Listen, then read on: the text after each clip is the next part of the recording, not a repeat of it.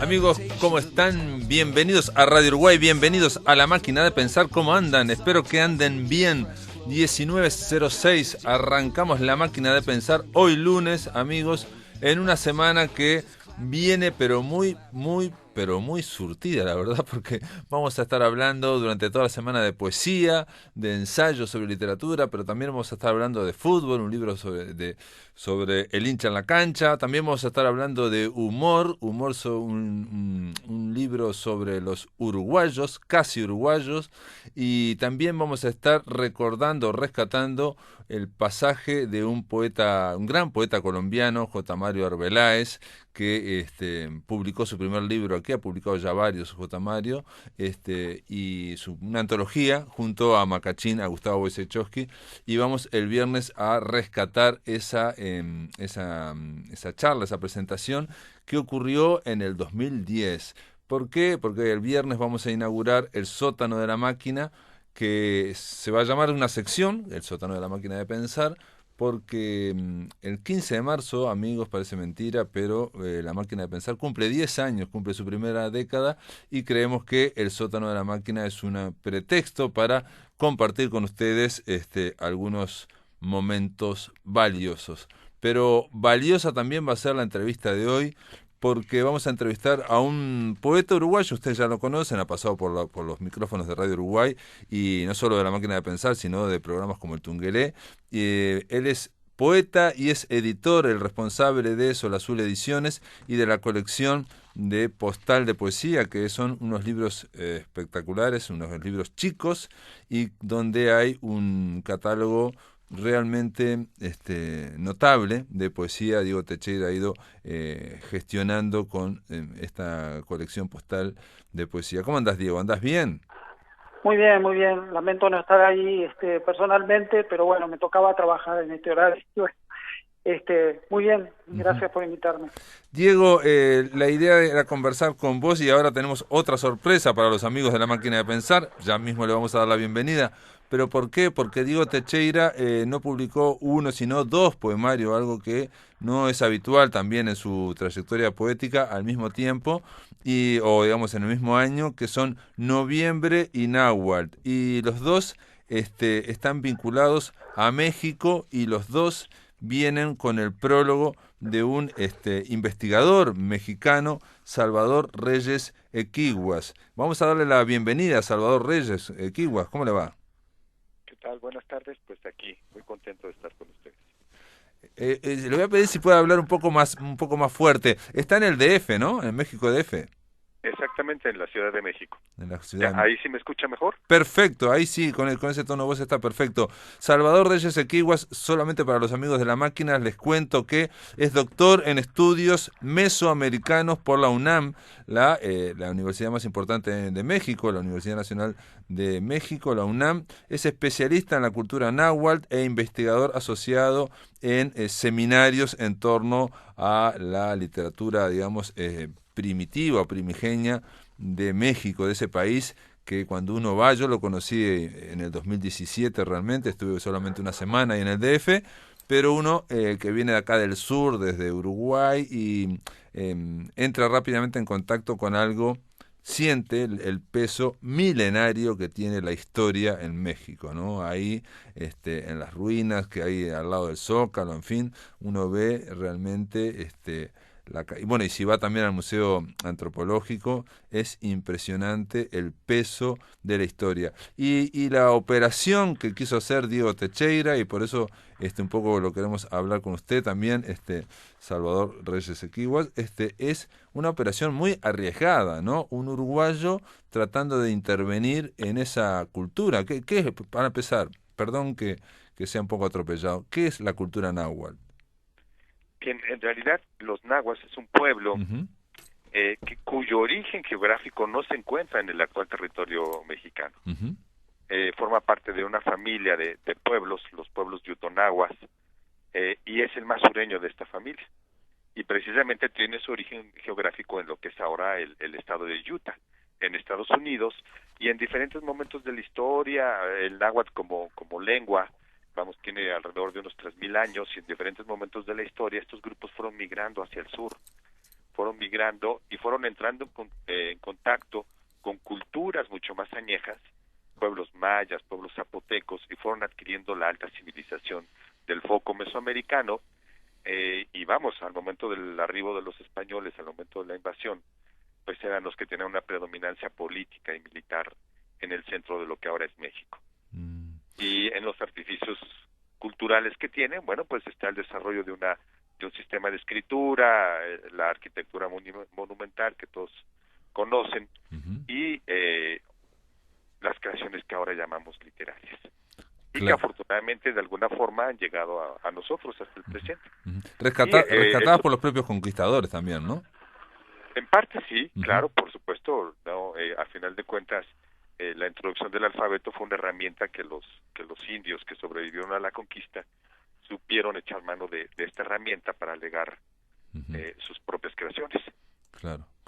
¿No? Y eso fue, bueno, vamos, es una especie de un portento cultural e intelectual, porque toda la antigua tradición se trató de trasladar al alfabeto, y ahora, bueno, pues tenemos cientos de textos que muchos de ellos han sido traducidos, otros están en espera de su estudio y crítica, y esto incluye algunas creaciones literarias con pues una tipología, una taxonomía muy distinta a la que conocemos en Occidente.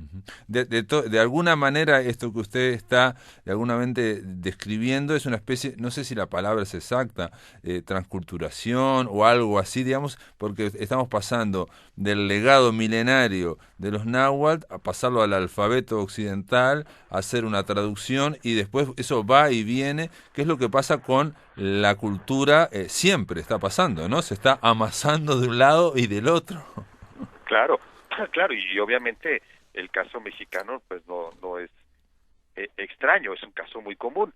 Si no pensamos cómo llegaron los cantos homéricos al presente, pues fue de esta misma manera, ¿verdad? Claro. En este caso incluso la oralidad, bueno, pues también puso su parte, tanto en Occidente como acá en Mesoamérica, y bueno, pues nosotros nos sentimos muy orgullosos, muy contentos de tener este legado en México, y afortunadamente siguen existiendo escritores en lenguas indígenas. Al contrario, ahora más que hablar de una extinción de estas creaciones literarias, al contrario, hay una especie de irrupción, y no solamente de los pueblos náhuatl. En México se hablan 68 lenguas distintas, y no podemos decir que todas, pero muchas sí ya cuentan con escritores en sus propios términos y conceptos, y en su propia lengua echando mano del alfabeto. Dos preguntas un poco para ubicarnos en esto que en estos libros que quiso plantear y que planteó Diego Teixeira. Cuando llegan los conquistadores, cuando llegan, digamos, los españoles, ¿cuántos años aproximadamente tenía esa civilización náhuatl? Bueno, aquí quiero volver al punto anterior, en el sentido de que los nahuas recogieron una gran tradición cultural milenaria, por lo menos de unos 2.500 años previo, ¿no? Y los últimos pueblos nahuas dominantes, los que llamamos mexicas, o que también son conocidos como aztecas, arribaron en lo que es a principios del siglo XIV a la Cuenca de México. Es un pueblo muy joven, vamos a decir, con una estructura política dominante, militarista, que pues al arribo de los españoles tendrá apenas poco más de 200 años, ¿no? Claro. Casi los 200 años de existencia como una entidad política. Correcto. Había pueblos, por ejemplo, sabemos que ahora Teotihuacán estuvo poblada también por pueblos nahuas, y Teotihuacán empieza más o menos a ser poblado por el año 100 antes de Cristo. Y ahí ya había también problemas. Sí, a nivel, digamos, de culturas, eso me quedó cuando fui allá a México más o menos claro. Alguien me condujo a través del Museo Antropológico y me decía, imagínate el Imperio Romano, imagínate los bárbaros alrededor, todo lo que había, imagínate en algún momento los propios romanos que contrataban o que, digamos, pagaban a algunos bárbaros para defenderse de otros bárbaros. Bueno, todo eso ocurría también en México, había un universo en esa zona mexicana, entonces se mencionan, bueno, los mixtecas, los toltecas, los mexicas, otros que yo no conozco. Pero lo importante, la pregunta mía iba a esta dirección, que la cultura náhuatl tenía, más allá de que están los mexicas y todo esto, abrevaba en 2.500 años. Y por otro lado, la otra pregunta es, ¿actualmente se habla el náhuatl? Sí, claro, actualmente, de hecho, es la lengua indígena con más hablantes, como un número mayor de hablantes. Poco más o menos, rondeando el 1.000.000 de hablantes hay distribuidos en 16 entidades políticas de México. Sí hay muchas variantes, no es una lengua estandarizada, no es diferente el náhuatl del oriente al del occidente, al de un poco el norte y el sur, no, pero vamos, sí hay un sentido de unidad, por supuesto, y mucho de este sentido de unidad se logró gracias al registro que se hizo desde el siglo XVI, por la elaboración de artes de la lengua, de gramáticas, de vocabularios, de descripciones, diccionarios de uso. Hubo comerciantes españoles que hacían pues una especie de manual para poder comerciar con los indígenas. Había libros de medicina, de una naturaleza muy, muy diversa, y que afortunadamente eso puede ayudar un poco a pensar cómo estandarizar las variantes que tiene el náhuatl. Nosotros nos ocurre con el español. Ustedes hablan una variante sudamericana, Claro. nosotros acá, y perfectamente estamos hablando y nos entendemos, ¿no? Bueno, no, obvio, digamos, la gran fortaleza que tenemos aquí en Latinoamérica, que no me canso nunca de decirlo, es que tenemos la capacidad de atravesar miles y miles de kilómetros y dentro del mismo idioma, digamos, más allá que con todas las variaciones que tiene el idioma, podemos hacer esto, ¿no? De llamar desde el sur de América del Sur al norte de América y poder hablar en el mismo idioma. Eso no ocurre casi en no ocurre en ningún lado del mundo, ¿no? O sea, del resto del planeta. Yo creo que ¿no?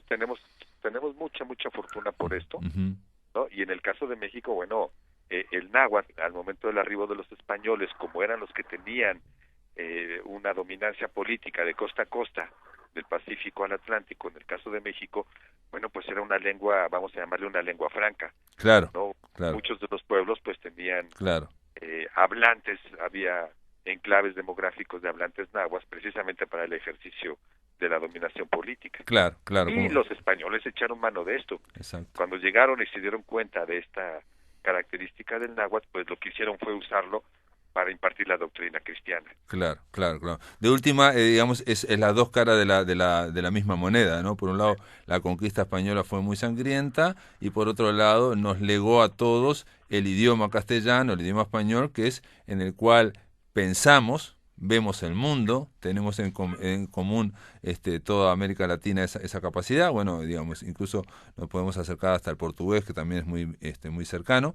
Y es en el mismo idioma en el que Diego Teixeira escribe sus dos poemarios. Diego, ¿por qué te planteaste, pregunta, cuando escribiste estos dos poemarios, uno se llama Noviembre y otras estampas, y tiene que ver Noviembre, hay un prólogo del profesor Salvador Reyes Equiguas, donde específicamente dice que noviembre para los mexicanos es el Día de los Muertos. Y el otro libro se llama Náhuatl. Te metiste en el imaginario mexicano. ¿Por qué? Bueno, a ver, para empezar, el segundo libro se llama Nahual. Ajá. Hay un problema que se plantea con algunas palabras del náhuatl, porque está el idioma náhuatl, está la cultura nahua, que no termina en TL, y está la palabra nahual, que es otra cosa. Entonces son palabras muy similares, pero que son diferentes. Perfecto. Bueno, vos sabés que yo viví 10 años en México, ¿no? Y bueno, Noviembre, de alguna manera, nació in situ, digamos, fue producto del sentirme cautivado por el entorno que estaba yo viviendo entonces, ¿no? O sea, el ir empapándome en la cultura mexicana. Cuando hablo de cultura mexicana no estoy hablando de literatura y de arte, estoy hablando de la cultura de todos los días, de la cultura en el sentido antropológico, digamos, ¿no? Lo que son las costumbres y usos, ¿no? Yo aparte los primeros años, la mayor parte de los años que viví en México, viví en el estado de Guerrero. Y es un estado muy rico culturalmente, es muy pobre, económicamente es el estado más pobre de México, pero culturalmente es muy rico, es muy atractivo para alguien como yo, porque de alguna manera conserva sus raíces, ¿no? Yo empecé viviendo además en la zona de la montaña de Guerrero, la zona indígena por excelencia de Guerrero, la zona más pobre también por excelencia de Guerrero. ¿Es la de la Sierra Madre, no? Sí, la Sierra Madre del Sur. Yo viví en Tlapa de Comonfort, al inicio, es digamos la capital de la zona de la montaña, los municipios más pobres del estado de Guerrero, los municipios más pobres de México y algunos de los municipios más pobres de América toda. Pero de entrada me sentí muy cautivado, ¿no? por ese entorno, ¿no? Yo me acuerdo que al principio yo estaba viviendo en Tlapa y me parecía estar viviendo en un cuento de Juan Rulfo, ¿viste? Bueno, esa fascinación la tienen, digamos, la han tenido escritores muy célebres, bueno, o artistas, vos lo mencionás a Buñuel o a Antonín Artaud, bueno, a otros, ¿no? El propio Bretón, que decía, ¿no? que el surrealismo era algo que estaba en el aire de México, ¿no? O sea que se lo ve. Claro. Sí, y bueno, y luego ya me cambié para Chilpancingo, que es la capital ahí, y bueno, pero de todos modos es un movimiento ahí en la capital, que digo capital, no es como una capital como Montevideo, es una capital como si te dijera, no sé, Tacuarembó, yo qué sé. Sí. Es una capital, o sea, en el estado de Guerrero la ciudad más importante en realidad es Acapulco, no es la capital, no es Chilpancingo. Y bueno, el ir conociendo la lengua de todos los días, que tiene mucho del idioma náhuatl, que a veces, como yo digo, muchos mexicanos no tienen mucha idea, ¿no? Del origen náhuatl de las palabras. Y bueno, y me fui empapando, y bueno, y todo eso fue como que me hizo nacer ese libro, ¿no? Noviembre y otras estampas, ya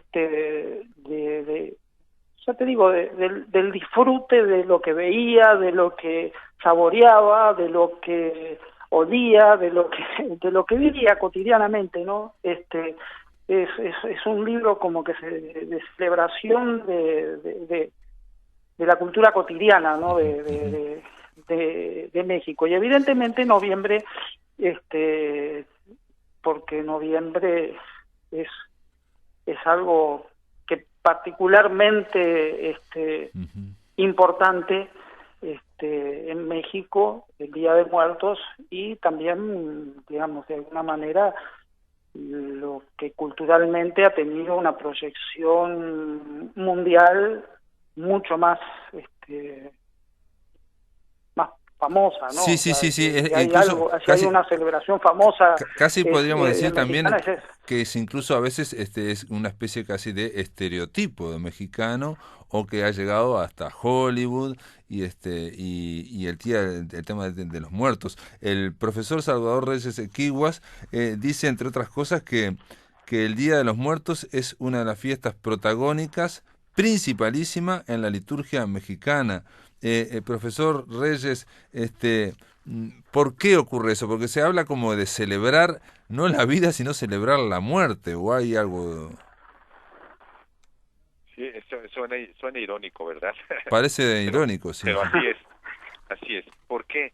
Bueno, pues porque la vida en México ahora ya no es tanto, pero hasta hace pocos años la vida cotidiana pues tenía un carácter más bien agrario, y obviamente la vida pues estaba vinculada a la tierra. La muerte y la tierra pues están unidas por antonomasia. El hombre es devorado por la tierra, y de la tierra vuelven a nacer los bastimentos, que en una cultura agrícola pues es la razón de la existencia, la razón de la vida, ¿no? Aquí el ritual agrario está vinculado a todo el pensamiento trascendental hacia dónde va la vida, ¿no? Entonces, cuando uno piensa en los momentos de recordar a sus seres queridos, a los más inmediatos y a los más distantes, a ancestros más lejanos, pues necesariamente se tiene que remitir a la idea de que de ellos provenimos, tanto porque de ellos descendemos, de su sangre, de sus huesos, y también porque de ellos nos alimentamos a partir del nutrimento de la tierra. Esto provoca una doble sensación en el mexicano común y corriente, de alegría, pero también de nostalgia. El mexicano entiende que esas fechas son realmente para estar con sus seres queridos, para recibirlos, para darles un festín, para ponerles música, para agasajarlos, ¿no? Y esto hace que haya una especie de eterno retorno al punto de origen. Si alguien de Tlapa o de Chilapa, que ahora está muy convulsivo esta zona, se va al norte a trabajar y está en la frontera y tiene oportunidad de venir, pues va a ir a su pueblo en Día de Muertos, de Todos Santos. No lo hará en otra fecha, no lo hará en la fecha de aniversario de sus padres, o claro. No, lo hará para el Día de Muertos, porque es el día en el que conviven, digamos, los grandes clanes familiares, los presentes y los ausentes. Una cosa que me llamó, hablando de la transcultura, no sé, de estos cambios culturales que hay, es que cuando estuve en el DF, la película Coco, ¿no?, de dibujos animados, que tuvo mucho éxito, de Disney, que sacó el Oscar, 2 Oscars, en fin, estaba sumamente tomada por los propios mexicanos del DF, o sea, estaba en todas partes. Coco se veía en todas partes y lo habían tomado como algo, se habían como reapropiado. También es cierto que ahí estuvo, en esa producción había también no solamente de Estados Unidos, sino había productores y artistas mexicanos, ¿no? Porque el concepto de todo de esta película está inspirada precisamente en el Día de los Muertos. Yo lo traigo a colación porque Disney hace esa película, después los mexicanos la toman, digamos que lo vi en el DF, y ahora Diego Teixeira hace Noviembre, no digo que sea lo mismo, pero digo, son esos trasvases que se van dando constantemente de la cultura, ¿no? Claro, son, a final de cuentas son imágenes que vamos compartiendo, algunas más precisas, otras un poco más difusas, no, algunas más apegadas, vamos a decir, a la ortodoxia, otros con mayor libertad, pero bueno, a final de cuentas esas imágenes en la cultura contemporánea pues son las que van alimentando nuestro imaginario, y eso no lo podemos evitar. Y tiene que ver con el pensamiento mítico también, ¿no? Que a veces tiene que ver con un pensamiento mítico que persiste. El mexicano, por eso a mí el poemario de Noviembre me gusta mucho, porque Diego supo captar la esencia de la cultura popular mexicana, cómo se construye una parafernalia, que es un poco lo que Disney también trata de hacer en la animación, ¿no? Cómo hay una parafernalia complejísima, que incluye olores, que incluye colores, sabores, sonidos, claro. Que es muy difícil transmitir, ya sea en un formato impreso o en un formato visual, ¿no? Francamente, pues ambas cosas tendrán su límite, no hay como vivirlo, no hay como sentir el olor del copal y escuchar el rezo nostálgico, lloroso de una anciana que le está rezando a un hijo muerto quizá en un acto violento, de los que ahora lamentablemente dominan la escena mexicana, y al mismo tiempo la música alegre sonando de fondo, ¿no? Claro. Y estos son, a mí me gusta mucho decirlo, en el caso de Noviembre, pues son instantáneas de una supervivencia de una cultura popular que al final de cuentas el efecto que produce en el mexicano y en quien lo percibe es de resistencia mental, de resistencia cultural a una rampante dominación de los medios masivos y un discurso de cultura universal que trata de barrer y arrasar con las experiencias locales, ¿no? En Noviembre, por ejemplo, solamente para los amigos de La Máquina de Pensar, algunos de los títulos de los poemas, uno se llama Llorona, otro se llama Tenochtitlán, otro se llama Aztlán, otro se llama Guadalupana, Guadalupe es muy importante allá, Tambora, en el Zócalo también, todos palabras que son como, que tienen todo un universo dentro, digamos, de este pensamiento mítico, ¿no? ¿Hola? Claro, Sí. claro, es así. Son pequeños elementos simbólicos que forman parte de este lenguaje tan complejo que Diego, bueno, pues supo muy bien descifrar, decodificar, y bueno, que además él trató a su vez de expresar de manera simbólica, ¿no? Ahí es una construcción que se sobrepone a otra construcción simbólica. Y en ese sentido, bueno, pues yo creo que Diego lo hizo con mucha pertinencia, con mucho tino. Y me sorprende lo sensible que fue. Evidentemente, como él lo dice bien, pues Guerrero es quizá uno de los estados o de las regiones con mayor riqueza que propician esta sensibilización para quien llega y lo ve.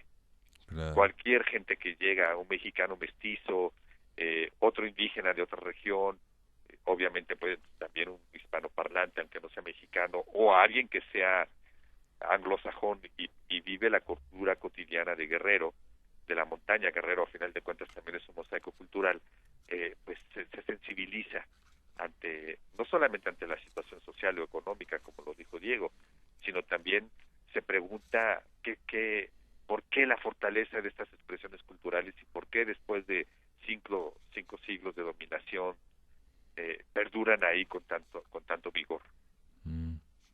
Sí, acá también hay un detalle para los amigos que nos están escuchando. Diego Teixeira, en noviembre, es necesario, por esto que estoy diciendo yo, que son palabras que remitan a un universo, para nosotros aquí en Uruguay, una sección de notas donde se va aclarando algunos términos, ¿no? Por ejemplo, menciono uno nada más, cuando se habla de Guadalupe, se habla de ¿De la Virgen? No, se habla del hombre del indio que la conoció, que se llamaba de Juan Diego. Juan Diego, por ejemplo. Pero si no sabemos que Juan Diego fue el que la vio, digamos, a la Virgen de Guadalupe, según la tradición, nos perdemos ese Juan Diego. Y allá en México no hay que explicarlo. Claro, bueno, eso es natural. Aquí, bueno, pues Diego piensa en un universo de lectores más amplio que el local, que el doméstico, y bueno, pues tiene que incluir estas notas aclaratorias, que desde el punto de vista editorial es muy pertinente que vengan al final, para no interrumpir. Imaginemos qué feo sería leer una obra creativa anotada al pie. Claro, ¿no? Sí, sin duda, para la poesía. No es crítica textual lo que está haciendo, ¿no? No. Bueno, usted dice también que la poesía es otra forma de conocimiento. Por supuesto.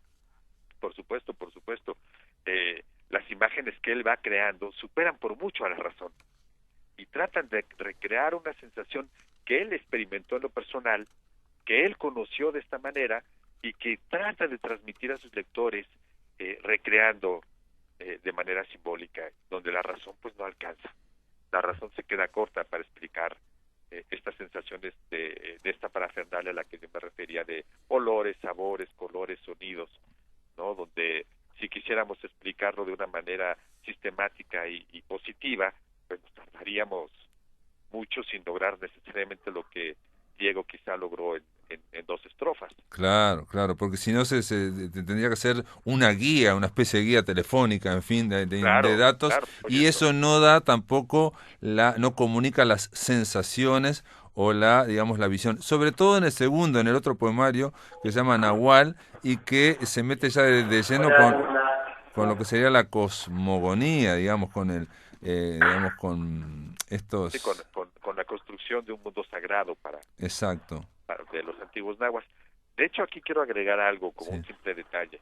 En náhuatl, el verbo conocer, mati, es el mismo verbo que sentir. Algo se conoce porque se siente. No puede disociarse. Algo que en el pensamiento occidental sí lo vemos como una abstracción, ¿no? Sí, lo vemos separado.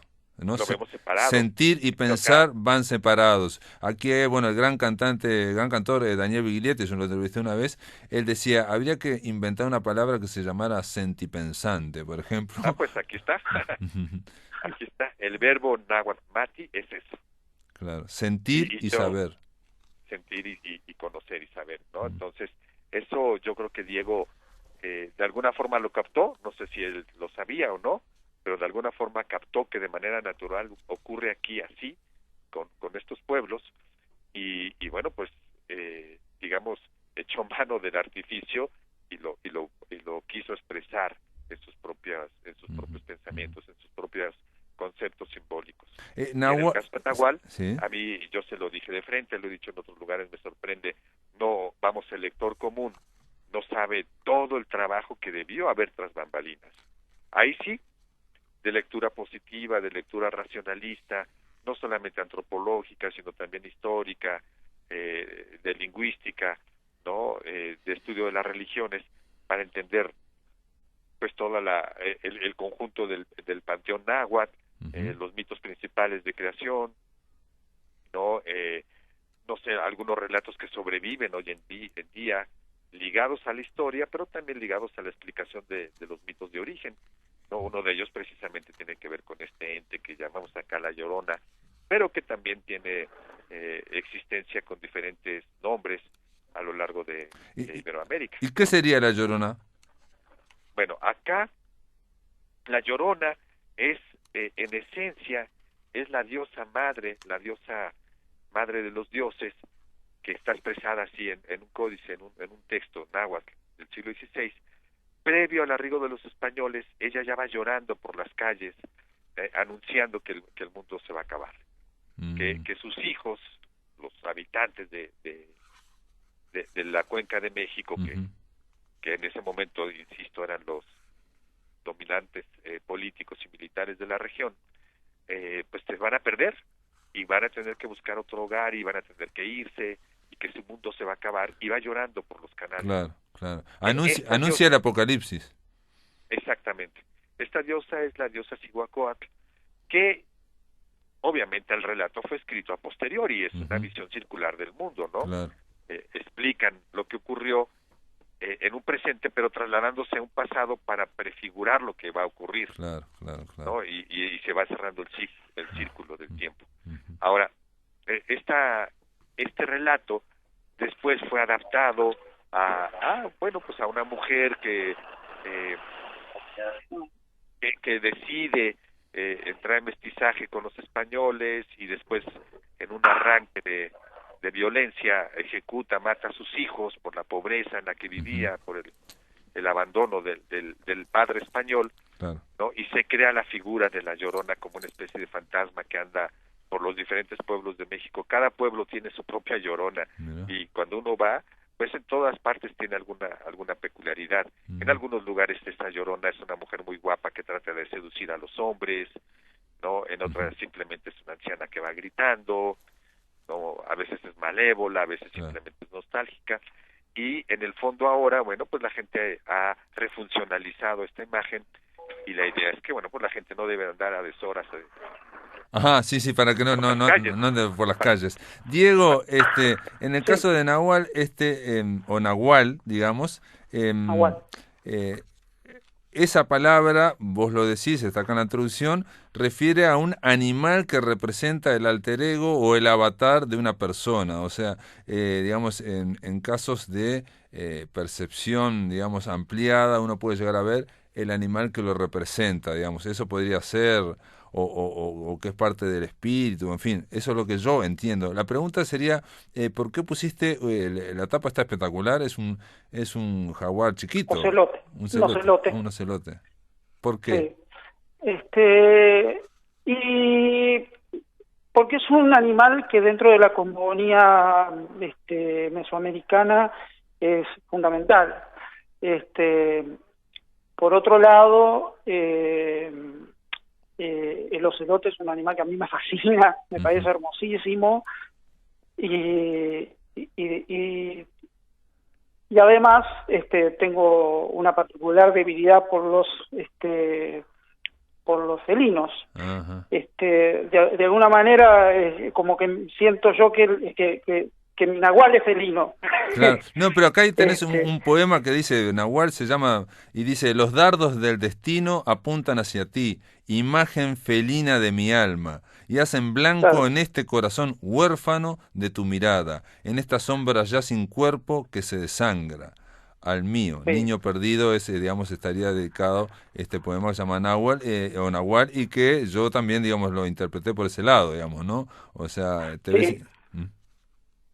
Sí. Sí. Ese de hecho está dedicado a un felino que tuve, que fue mi gran compañero en México durante muchos años. Y también hay otro poema, si me dejan leerlo, lo que quiero leer, que me gustó mucho, se llama Germinal, y dice, un detalle, hay que aclarar, elotes es, digamos, la mazorca, ¿no? Mazorca. Y maíz, sí. se llama Germinal y dice así: dentro de las nubes un jaguar anuncia la lluvia con sus rugidos. Del corazón de la montaña asoma y sobre sus espaldas un cielo de piedra se convierte en agua. Como en lamento se convierte el caracol marino cuando lo atraviesa el viento. El mismo viento que da vida y aliento al corazón del hombre. Como el eco del rugido del jaguar transforma gota a gota las fauces hambrientas de la tierra en elotes tiernos. Sí, bueno, ese poema, como decía el doctor, si vas a explicarlo, todo lo que hay dentro de ese poema, necesitas escribir un libro aparte, porque claro, el jaguar está muy relacionado a la noche, está relacionado también a la montaña, a la cueva, al inframundo, porque claro, se supone que las cuevas son entradas al inframundo. Claro. Ese inframundo precisamente está relacionado también con la noche, ¿no? Y bueno, el tema del rugido relacionado a lo que son los relámpagos y a los truenos, digo, y bueno, ese poema, como te digo, es una construcción de enorme síntesis de un montón de datos que para quien maneja esos conocimientos se transforma en otro poema. O sea, es otro poema de Pérez vos que no los tenés. Perfecto, por son no otras capas, claro. No quiere decir que una persona que no tenga sus conocimientos no lo pueda leer, porque precisamente ahí está lo más trabajoso. O sea, yo si hay una cosa que sostengo es que ese libro es el libro más difícil que me tocó escribir. Por eso que decía el doctor Equiguas, Reyes Equiguas, realmente sí, a mí me costó mucho escribirlo, tuve que estudiar mucho. Fue un estudio por placer, porque me fascina, ¿no? Todo eso, ¿no? Ahora, el llegar a captar esas imágenes fue una cuestión de años y años de lecturas. Y bueno, y aquí quedan los dos libros, ¿no? Digamos, de alguna forma quedan estos dos libros como una especie de visión, de enfoque, de ventana que nos abre Diego Teixeira a esos mundos, que esos mundos son milenarios, son insondables, son muy profundos, pero tampoco hay por qué conocerlos todos, ¿no? La poesía lo que tiene la capacidad es precisamente de poder tomar un poco, un detalle, y bueno, y hacerlo redimensionar, cada lector lo puede redimensionar. Diego, claro, precisamente, como de alguna manera yo me sentí muy fascinado con la poesía náhuatl, ¿no? Que la conocí en realidad antes de ir, porque poco antes de que yo me fuera a México tuve la fortuna de conocer, y fue lo primero que conocí de Miguel León Portilla, el libro de los 13 poetas del mundo azteca, que después se amplió y se corrigió el título a 15 poetas del mundo náhuatl. y bueno, digo, no, yo no necesitaba conocer todo esto para disfrutar de la Perfecto. poesía, y bueno, Diego, y la poesía que yo escribo, pues no requiere que la gente realmente tenga sus conocimientos. totalmente de acuerdo, digo, porque aparte esto es cada lectura es personal. Diego Techeira, felicitaciones por estos 2 libros, y al profesor también Salvador Reyes Equiguas, gracias por estar en La Máquina de Pensar. De alguna forma, entre los dos nos abrieron una ventanita a ese universo. Gracias por estar en La Máquina de Pensar. Bueno, muchas gracias a ti. Muy bien, amigos, ahora en La Máquina de Pensar vamos a darle la bienvenida. Estuvimos conversando con él, creo que a principios de enero, y es sobre este proyecto que se llama Uruguay Te Leo, y que hoy está inaugurando una feria en el Castillito del Parque Rodó desde el 10 de febrero al 16. ¿Cómo andás, Alejandro Gagliardi? ¿Andás bien? Ando bien, ¿cómo andás, Pablo Silva, Zabal? ¿Todo bien? Perfecto, Alejandro. ¿Cómo está el ambiente ahí? Bien, precioso. Acaba de terminar la primera de las actividades ahora con Matías Castro presentando Chucho, una historia con pocas pulgas, a biblioteca llena, digamos. Acabamos de tener la inauguración con el director adjunto de Centros MEC, Fernando González, el director de Castillo, con José. Y bueno, está lleno el castillo, la verdad está muy lindo. Perfecto. Y decime, entonces, va a ser una feria que, digamos, va a ser dentro del castillo del Parque Rodó, ¿no? Y en los alrededores, ¿cómo es?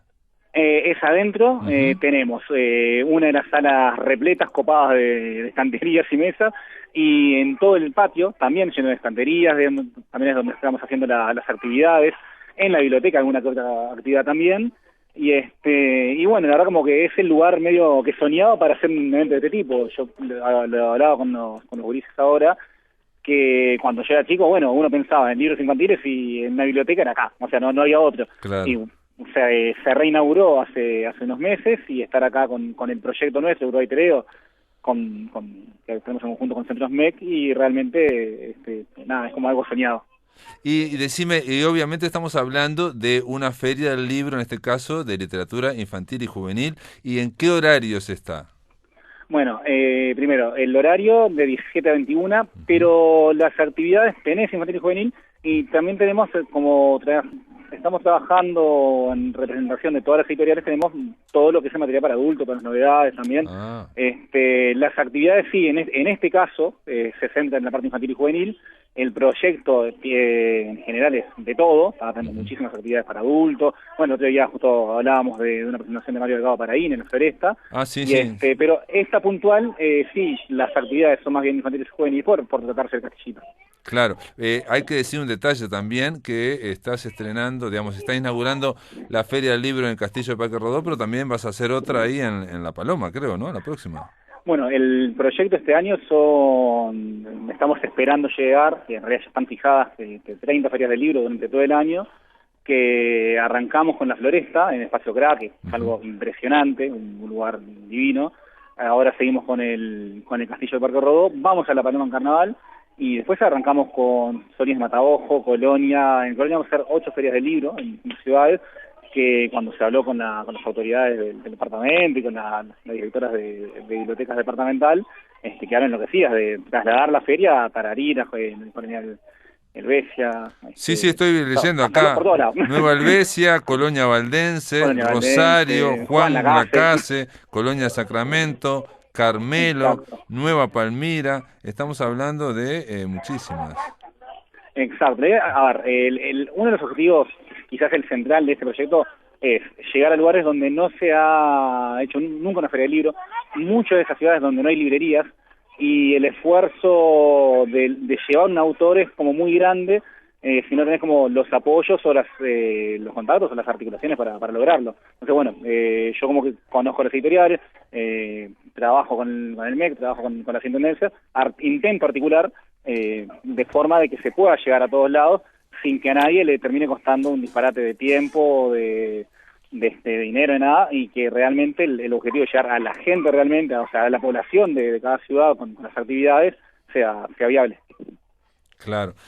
Bueno, en este caso hay que contarme un poco, muy brevemente, que la Feria del Libro de la Floresta estuvo espectacular.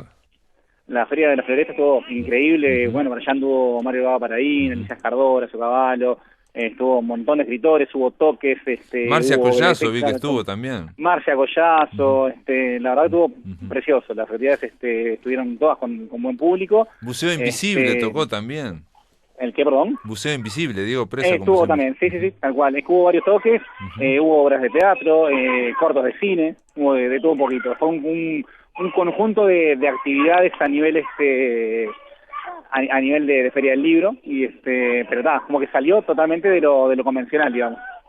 Perfecto. Y simplemente para ir terminando, esto, quiero reiterar, la Feria del Libro en el Castillo del Parque Rodó arrancó hoy, lunes 10, y va hasta el 16 de febrero, ¿no? Exactamente. Estamos hablando hasta el los próximo 7 días. Arrancamos un poquito antes, por más que pusimos como horario las 17, pensando que quizás se complicaba para la gente, bueno, que está trabajando, pero hoy desde las 12 de la tarde ya teníamos mucha gente en la vuelta consultando, quedando un poco como impresionada de lo que hicimos acá adentro, porque claro, quedó como, o sea, totalmente distinto a lo que uno se imagina de dentro del Castillo de Parque Rodó.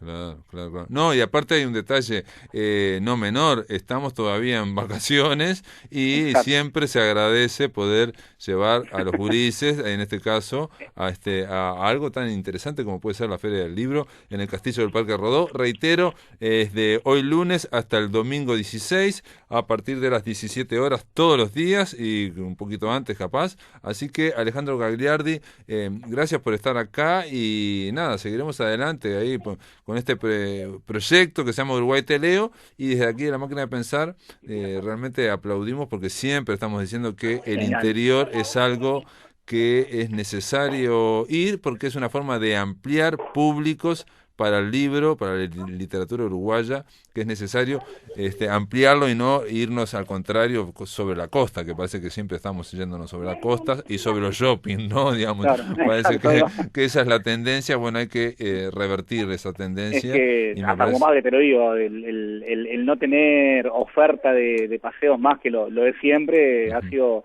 una de las claves en esta época que no hay clases. Perfecto. Y nada, bueno, les quería comentar que todos los días a las 19 acaba de haber una presentación, ahora terminó la de Matías Castro, pero va a venir Raquel Silvetti, Nicolás Peruso, Virginia Morto, Horacio Cavallo, va a haber una biblioteca el sábado a las 5 de la tarde aquí, luego una cuerda de tambores y luego Eduardo Rola presentando su último libro.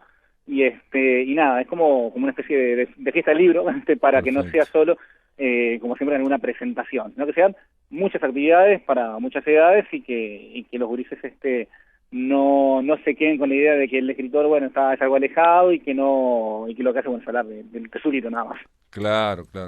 Muy bien, Alejandro Gagliardi, gracias por estar en La Máquina de Pensar, che. Genial, muchas gracias, Pablo. Amigos, se terminó La Máquina de Pensar, empezamos la semana, una semana muy, pero muy surtida. Mañana vamos a estar recibiendo al poeta Ricardo Capurro para hablar de su libro El territorio era otro, que viene prologado por Roberto Aparato, Y también vamos a estar hablando con el periodista César Bianchi sobre el libro Cebolla Rodríguez, un hincha en la cancha. Amigos, esto es todo, que lo pasen muy bien.